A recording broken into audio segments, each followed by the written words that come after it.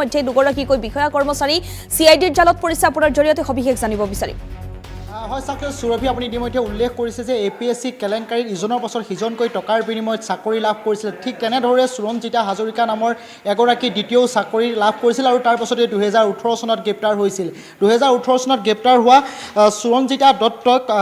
প্ৰথমে নিলম্বন কৰা হৈছিল আৰু 2025 চনত চাকৰিৰ পৰা বৰ্খাস্ত কৰা হৈছিল আৰু এই চাকৰিৰ পৰা বৰ্খাস্ত কৰাৰ পিছতেই সুৰঞ্জিতা হাজৰিকা কাষ চাপিছিল আদালতৰ আৰু আদালতত যেতিয়া গোচৰটোৰ শুনানি হৈছিল এই শুনানিৰ সময়ছোৱাতে অসম সচিবালয়ৰ ভিতৰচোৱাত সংঘটিত হৈ থকা ব্যাপক অনিয়ম বা ব্যাপক খেলিমেলিৰ তথ্য এতিয়া পোহৰলৈ আহিছে কিয়নো অসম সচিবালয়ত কৰ্মৰত হৈ থকা দুগৰাকী বিষয়া কৰ্মচাৰী ভুলৰ বাবে সুৰঞ্জিতা হাজৰিকাই চাকৰি পোৱাৰ দিশে গতি কৰিছে কিয়নো সুৰঞ্জিতা হাজৰিকাক যেতিয়া চাকৰিৰ পৰা বৰ্খাস্ত কৰা হৈছিলে 11/7/2025 তাৰিখে তেতিয়া তেওঁৰ হাতত গৈ সেই গেজেটেড নটিফিকেশ্যনখন অৰ্থাৎ তেখেতক চাকৰিৰ পৰা বৰ্খাস্ত কৰা যিখন নটিফিকেশ্যন সেই নটিফিকেশ্যনখন তেওঁৰ হাতত পোৱা নাছিলে আৰু যেতিয়া তেওঁৰ হাতত পোৱা নাছিলে সুৰঞ্জিতা হাজৰিকাৰ অধিবক্তাই সেইসমূহ কথা আদালতত দাঙি ধৰিছিলে লগে লগে তেওঁলোকে চৰকাৰী অধিবক্তাই কোৱা হৈছিল যে তেওঁক মেইল যোগে প্ৰেৰণ কৰা হৈছিল যেতিয়া মেইলসমূহ চৰকাৰী যিসমূহ মেইল আছে সেই মেইলসমূহ যেতিয়া পৰ্যবেক্ষণ কৰা হ'ল তেতিয়া দেখা পোৱা গ'ল যে সুৰঞ্জিতা হাজৰিকাক কোনো কাৰণত মেইলত পঠিওৱা নাছিলে সেই গেজেটেড নটিফিকেশ্যনখন তেখেতক চাকৰিৰ পৰা বৰ্খাস্ত কৰাৰ সেই নটিফিকেশ্যনখন কিয়নো সুৰঞ্জিতা হাজৰিকাই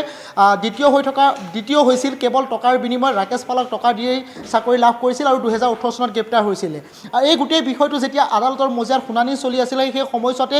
অসম সচিবালয়ৰ ভিতৰচোৱাত যিসমূহ কেলেংকাৰী বা যিসমূহ ব্যাপক অনিয়ম হৈ আছে সেই অনিয়মসমূহ পোহৰলৈ আহিছিল আৰু তাৰ পাছতে আদালতৰ ফালৰ পৰা সচিবালয়ে এখন পত্ৰ প্ৰেৰণ কৰা হৈছিল যে কিয় এনেধৰণৰ ভুলসমূহ হ'বলৈ পালে বা এই ভুলৰ বাবে নিজাববীয়াকৈ তদন্ত কৰক লগে লগে অসম সচিবালয়ে নিজাববীয়াকৈ তদন্ত কৰাৰ সমান্তৰালকৈ CIDত এখন এজাহাৰ দাখিল কৰিলে আদালতৰ হস্তক্ষেপৰ পাছতেই আৰু CIDত 1/2006ত গোচৰটো ৰুজু হ'ল আৰু এই গোচৰটো যেতিয়া তদন্ত কৰা হ'ল তদন্তৰ সময়ছোৱাতে এতিয়া আজিৰ দিনটোত দুগৰাকী বিষয়া কৰ্মচাৰী গ্ৰেপ্তাৰ হৈছে আপুনি ইতিমধ্যে উল্লেখ কৰিছে যে চাকৰিৰ পৰা নিলম্বন কৰা যিখন বৰ্খাস্ত কৰা যিখন পত্ৰ সেই পত্ৰখনত ভুল কৰিছিলে দুগৰাকী বিষয়া এগৰাকী হৈছে শাখা বিষয়া আনগৰাকী হৈছে কম্পিউটাৰ সহায়ক ৰাতুল শৰ্মাই এই গেজেটেড নটিফিকেশ্যনখন প্ৰস্তুত কৰিছিলে আৰু সেই গেজেটেড নটিফিকেশ্যনখনৰ তেওঁৰ ঠিকনা দিবলৈ পাহৰিছিলে তাৰ সমান্তৰালকৈ এলেন কুকি নামৰ এগৰাকী কম্পিউটাৰ শাখা বিষয়া আছিলে আৰু এই শাখা বিষয়াগৰাকী ভুলৰ বাবেই এই যিখন গেজেটেড নটিফিকেশ্যন সেই গেজেটেড নটিফিকেশ্যন পোৱা নাছিল অৱশেষত CIDয়ে এই দুই বিষয়া কৰ্মচাৰীক গ্ৰেপ্তাৰ কৰিছে আৰু গ্ৰেপ্তাৰ কৰি মাৰথান জেৰা অব্যাহত ৰাখিছে কিয়নো অসম সচিবালয়ৰ ভিতৰচোৱাত এনেধৰণেই চলি আছে নেকি কাম কাজসমূহ কিয়নো কম্পিউটাৰ অপাৰেটৰে কৰা এটা ভুলৰ বাবে টকাৰ বিনিময়ত চাকৰি লোৱা সুৰঞ্জিতা হাজৰিকাই এতিয়া চাকৰি পোৱাৰ দিশে গতি কৰিছে তেখেতক যিসমূহ অসম চৰকাৰৰ নিলম্বন বৰ্খাস্ত ট্ৰেন্সফাৰ কৰা যিসমূহ গেজেটেড নটিফিকেশ্যন ওলাই ফাৰ্ষ্ট গ্ৰেড আৰু ছেকেণ্ড গ্ৰেড চাকৰি কৰা বিষয়া কৰ্মচাৰীক যেতিয়া নিলম্বন কৰা হয় গেজেটেড নটিফিকেশ্যন দিব লাগে আৰু সেই গেজেটেড নটিফিকেশ্যনখনত তেওঁ ঘৰত ক'ত গৈ দিব লাগিব তাত উল্লেখ কৰা নাছিলে অৰ্থাৎ তেওঁৰ ঠিকনা উল্লেখ কৰা নাছিলে আৰু এই গোটেই বিষয়টোক লৈ তদন্ত চলিলে প্ৰথমে অসম সচিবালয়ৰ ভিতৰচোৱাতে তদন্ত কৰিলে আৰু এই তদন্তৰ সময়ছোৱাত বিভিন্ন তথ্য পোহৰলৈ আহিল আৰু তাৰ পাছতে অসম সচিবালয়ৰ ব্যক্তিগত বিভাগে এখন এজাহাৰ দাখিল কৰিলে আৰু এই এজাহাৰখনৰ পিছতে CIDয়ে তদন্ত কৰিলে আৰু CIDয়ে তদন্ত কৰাৰ পাছতে এইসমূহ তথ্য পোহৰলৈ আহিল আৰু অৱশেষত এই দুইজন বিষয়া কৰ্মচাৰী গ্ৰেপ্তাৰ হৈছে লগতে অসম সচিবালয়ত কৰ্মৰত হৈ থকা বহু বিষয়া কৰ্মচাৰী গ্ৰেপ্তাৰ হ'ব পাৰে কিয়নো এনে কিছুমান সৰু ভুলৰ বাবে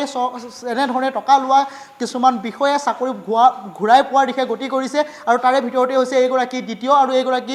দ্বিতীয় চাকৰি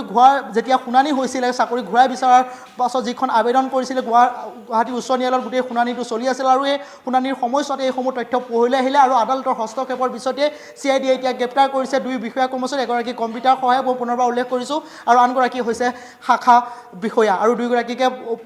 গ্ৰেপ্তাৰ কৰি বৰ্তমান সময়ছোৱাত মাৰথান জেৰা অব্যাহত ৰাখিছে CIDয়ে সুৰভি হয় সমীৰণ শইকীয়া আপুনি সবিশেষ জনালে এই মুহূৰ্তত আপোনাক ধন্যবাদ জনাইছোঁ